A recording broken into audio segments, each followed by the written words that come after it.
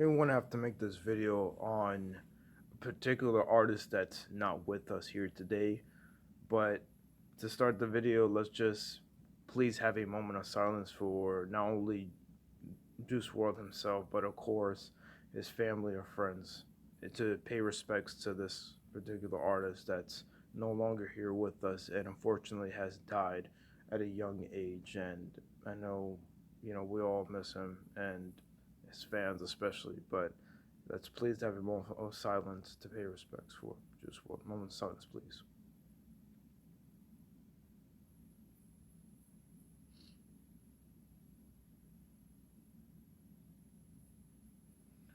Now, I wanted to get on this topic, and I was going to do a top 10 songs of 2019, but unfortunately, something happened yesterday, and we all know that just wow. It's hard to me to talk through this because I was just listening to this guy about a week ago, and just wow, it has so much impact because not the fact that it's just a current artist that's just rising, and he was continuing making his ways to the next decade and hoping he would come throughout the next decade and be bigger than what he already was.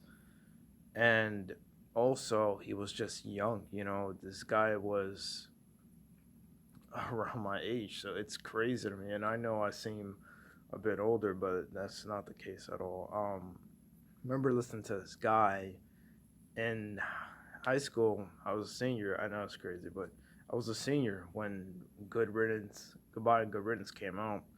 And when this project came out, I absolutely fell in love with it, and it was my number one album to go to whenever I just wanted to vibe for summer because it was my summer album. With that alone, then Kid Sees Ghost, and also the Question Mark by Exit Tentacion were albums I picked for the summer of 2018. And from there, Skins didn't come out in the summer, so that wasn't included. But yeah, Goodbye Gurins was the number one album I'd go to for summer vibes, and I was playing that album throughout the whole summer. From Lean With Me, tracks like Lean With Me, you have Black and White, and of course my personal favorite, I'll Be Fine. I absolutely love that song, and it hits different now that Juice World is not here with us. And I have a feeling something happened on that airport.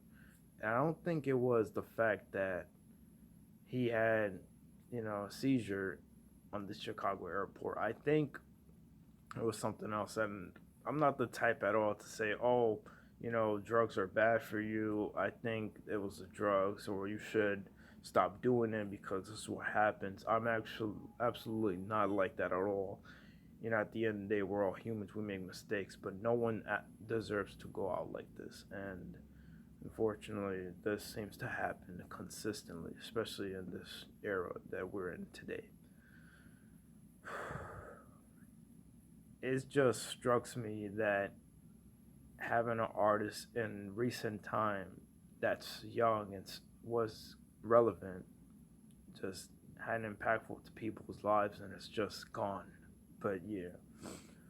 But what I was saying is, I feel like something, because what I heard, and I'm not so sure if it's on the news, but if it was, then don't pay no mind. It's just that I don't really pay attention to the news. But I heard that blood was coming out of his mouth, and I know that's wrong for me to say that. I shouldn't say that, but that's what I've heard recently. And if that was the case, then something else has to happen because when you having a seizure, blood is not supposed to come out your mouth. Like, it has nothing to do with like having seizures like that. Like, if you're having a seizure, you just have a seizure. Nothing else should happen besides in that situation. Blood shouldn't pour out or anything like that. But if that was the case, then something definitely happened besides him having that seizure. But that's just how I'm feeling. At the end of the day, really no one should be in that situation, and it's unfortunate we have to lose someone from this era, and it's sad that it ended this way. 2019 ended unfortunately, and I know people really, you know, feel like 2019 was the worst year of the decade, and I can't say I agree because besides music, movies, films, and like that, what makes people think that would 100% be deaths because we did lose a lot of people, and that's it's really sad.